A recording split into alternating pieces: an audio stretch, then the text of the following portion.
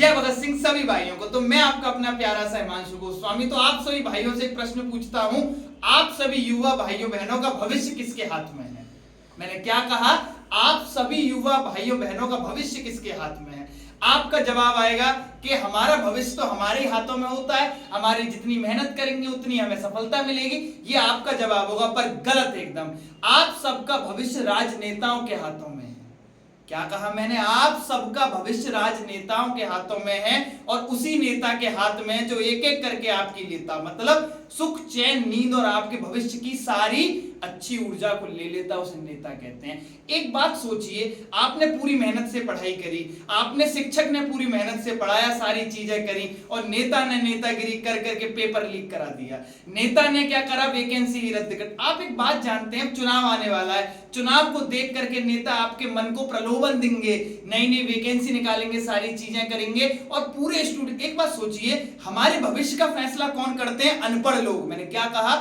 हमारे भविष्य का फैसला संसद में बैठकर अनपढ़ लोग करते हैं, और हमारी युवा पीढ़ी के बच्चे जो पढ़े लिखे हैं, वो पढ़ाई लिखाई का पप्पू लेकर के अपने जीवन में खुद को बहुत योग्य समझ करके नौकर बने पड़े हैं। क्यों युवा राजनीति से डरने लगा है? क्या कारण है युवा के अंदर जो राजनीति का भय पनप रहा है? सबसे बड़ा कारण है कि उसे आराम की लत है। उसे लगता है मैं एक बात सोचिए, उस संसद में आप देश की भलाई का सपना कहां देख सकते हैं जिस संसद में 60% नेता तो पढ़े लिखे ही नहीं है, जो खुद परिवार उनके नेतागिरी में थे, सारे नेतागिरी में थे, डिग्री के नाम पर 12वीं तक भी नहीं निकलेंगे, और आप उनसे उम्मीद लगाए बैठे हैं हमारे राहुल गांधी, हमारे मोदी जी, हमारे ये हमारे वो। आप खुद सोच के देखिए, जब नेता आपको पूरे तरीके से आपके फ्यूचर के संग खेल रहे हैं और आप लड़े जा रहे हैं, युवा आपस में लड़ रहा है, भगत सिंह जी के विचार को युवा ने गिरा दिया, आपस में चांद फाड़े डोल रहा है, मैं बीजेपी का, मैं सपा का, के मैं बसपा का,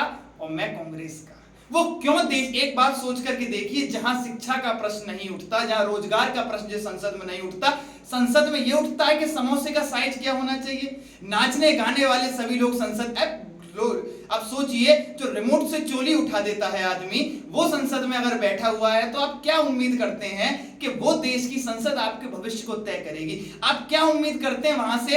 एक बार गौर करिए, हमारे आईआईटी वाले बच्चे क्रीम विदेश क्यों चली जाती है? मैं आपसे बात बता रहा हूं, हमारे यहाँ के पढ़े, एक बात बता रहा हूं, ऑल ओवर वर्ल्ड में जितने भी कंट्री विकसित हो चुके हैं, उनमें से 30% लोग वहां हमारे बंदे हैं।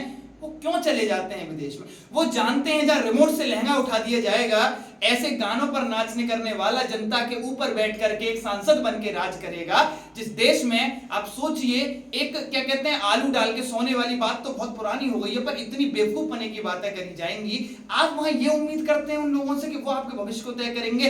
वही इज्जत, वही चीज नहीं मिल पाती तो वो कहां चले जाते हैं? विदेश चले गए। बहुत सारे लोग ये भी कहेंगे क्यों देश में नहीं रहे, ये एक अलग मुद्दा बताऊंगा, पर मैं नेताओं की लापरवाही बता रहा हूं। और एक बात बताऊं, जो ये फैसले हमारे ऊपर देते हैं, लड़वाते हमें हैं, पर इनके पूरे बच्चे, इनकी पूरी फैमिली विदेशों में है, इनका बच्चा विदेश में पढ़ता है, पर लड़ेंगे हम। एक और इनकी सबसे प्यारी बात बताता हूं, जैसे ही चुनाव आएंगे, देखिए धर्म भी संकट में आएगा, देश भी संकट में आएगा, और दोनों को बचाने कौन आएगा? सो कॉल्ड गरीब का बच्चा। गरीब क्यों कहूंगा?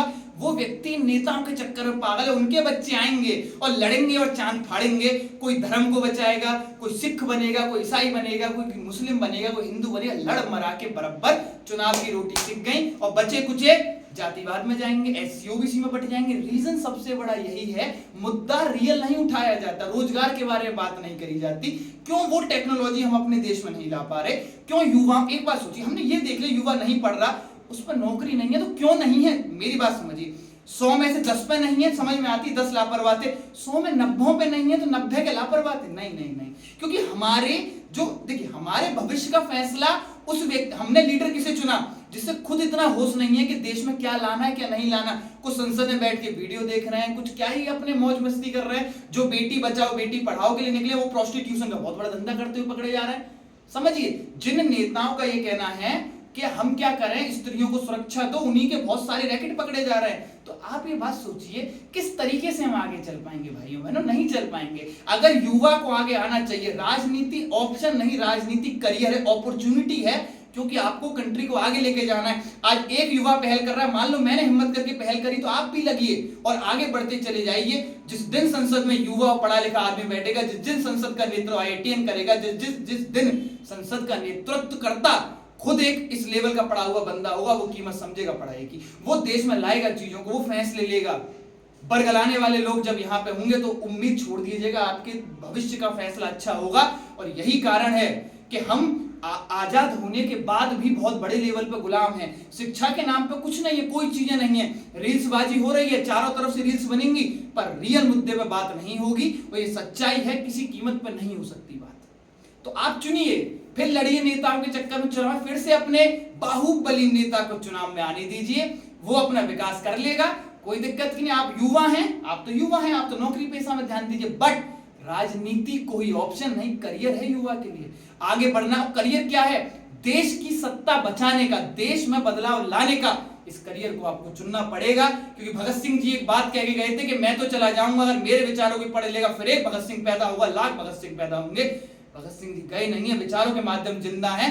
बस सबसे बड़ी बात क्या है, उस बात को सीखना परखना सिर्फ हमारे हाथों में है। तो अपने नेता का चुनाव अच्छे से करिए, वही नेता का चुनाव करिए जो आगे जाकर के, उसी लीडर के हाथ में अपनी डोर दीजिए जो आगे जाकर के आपके विकास में योगदान दे, देश को समृद्ध और संपन्न बनाए, ना कि देश में आडंबरों को फैलाए। इसी के साथ आप आगे बढ़ते रहिए, कमान अपनी अपने हाथों में रखिए। युवा भाइयों से कहूंगा बढ़ चढ़ के मोर्चे में आनंद लीजिए, देश को आगे बढ़े। जय हिंद, जय भारत।